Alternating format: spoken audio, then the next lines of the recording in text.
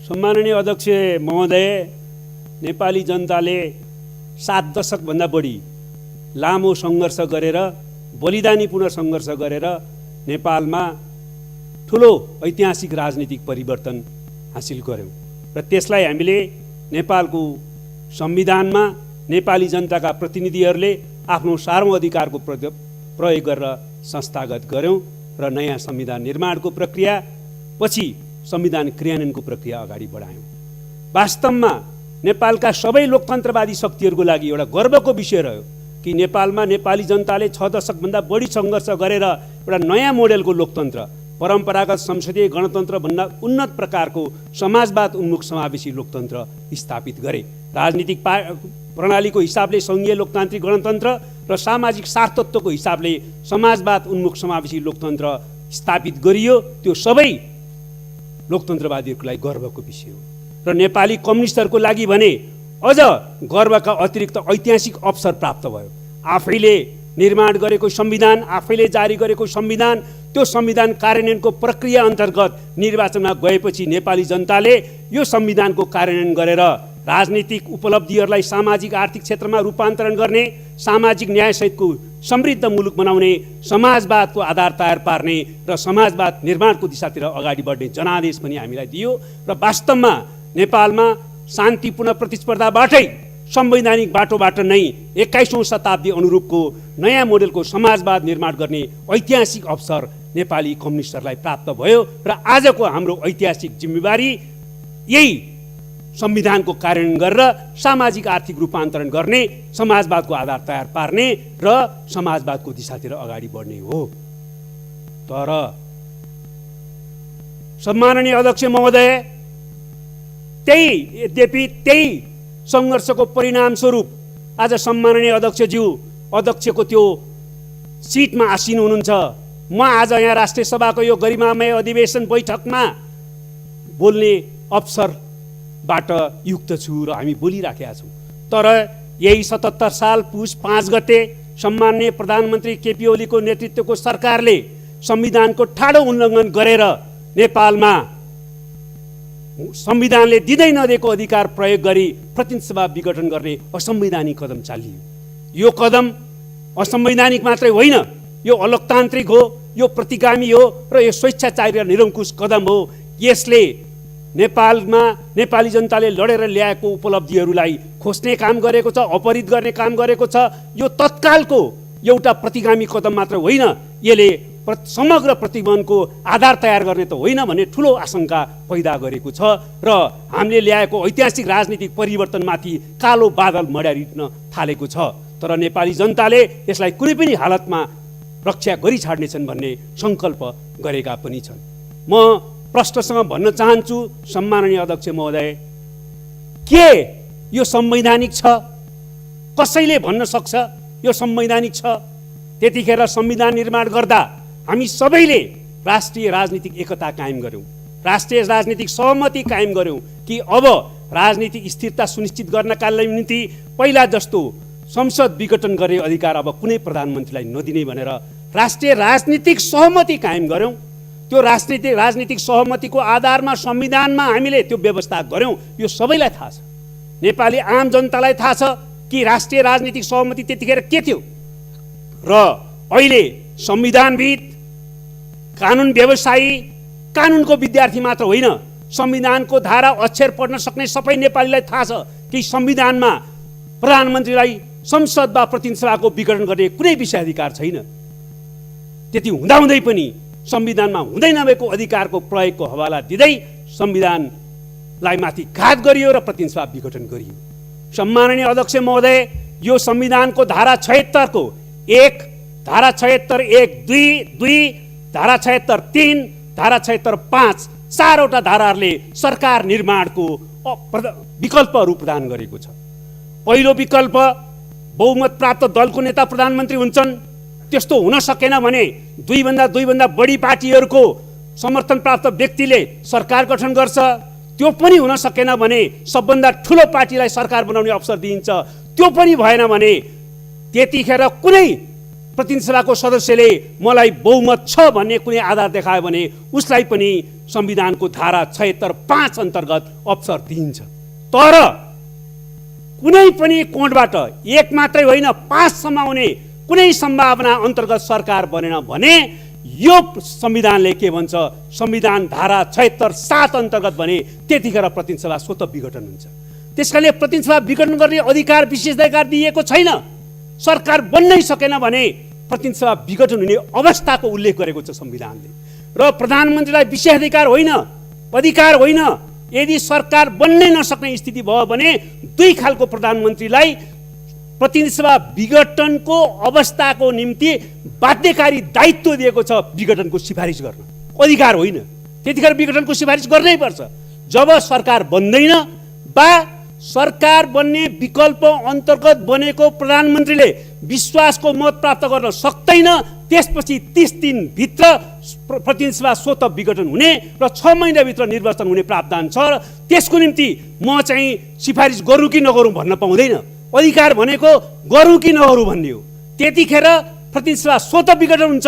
त्यो विघटनको औपचारिकता पुरा गर्नलाई प्रधानमन्त्रीले विघटनको सिफारिस गर्न बाध्यकारी हुन्छ।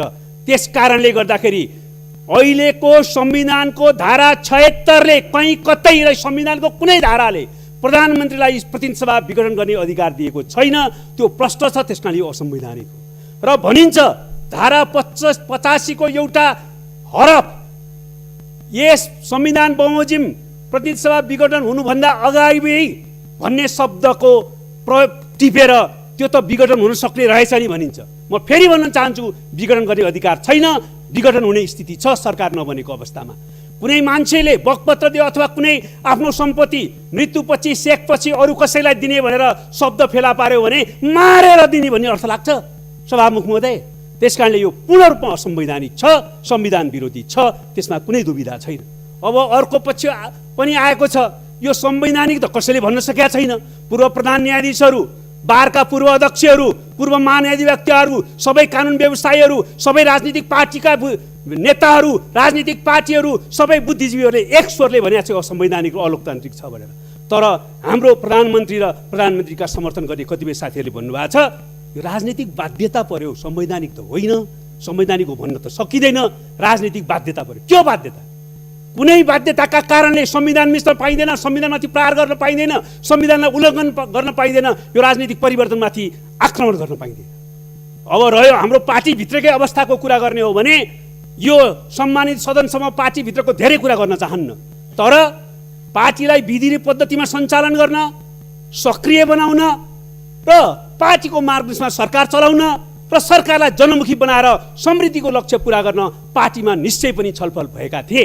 पार्टी एकतालाई कायम गर्न, सरकारलाई जनमुखी बनाउन र जनादेशलाई पुरा गर्नका निम्ति के कसरी अगाडि बढ्नुपर्छ भनेर हाम्रो पार्टीमा निश्चित रूपमा छलफल भएको थियो। त्यो छलफलको आधारमा हामी अगाडि बढ्ने प्रयत्न गरिराखेका थियौँ। हाम्रो पार्टीमा 2 प्रस्तावहरू प्रस्तुत भएका थिए पार्टीको सङ्कट र निवारण सम्बन्धमा। त्यसमाथि छलफल हुँदै थियो। छलफलले कुनै निष्कर्ष निकालेको थिएन। अनि त्यतिखेर चाहिँ त्यसको आधारमा कुनै निष्कर्ष निकाल्ने र संविधान मिच्न पाइन्छ, संविधान अपहरण गर्न पाइन्छ, पाइँदैन। पहिलो कुरो, कुनै राजनीतिक पार्टीको आन्तरिक मामलाको कारणले नेपाली जनताले सङ्घर्ष गरेर ल्याएको संविधानको हत्या गर्न, प्रहार गर्न पाइँदैन। 2, हाम्रै पार्टीको कुरा गर्ने हो भने निष्कर्ष निकालिसकेको थिएन। पार्टीमा छलफल हुँदै थियो, स्थायी कमिटीको बैठक बसिराखेको थियो, केन्द्रीय कमिटीको बैठक चाहिँ बस्नेवाला थियो र त्यसले कुनै प्रकारको व्यक्तिको स्वार्थ अनुकूल निर्णय नगर्ने भनेर लाग्दैमा संविधानमाथि प्रहार गर्न पाइँदैन सम्माननीय अध्यक्ष महोदय। त्यसकारण यो कोणबाट पनि बेठिक छ।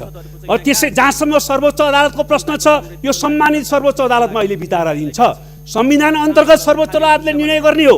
शक्ति पृथकीकरणको सिद्धान्त अन्तर्गत संविधानले निश्चित जिम्मेवारीहरू संवैधानिक अङ्गलाई दिएको छ।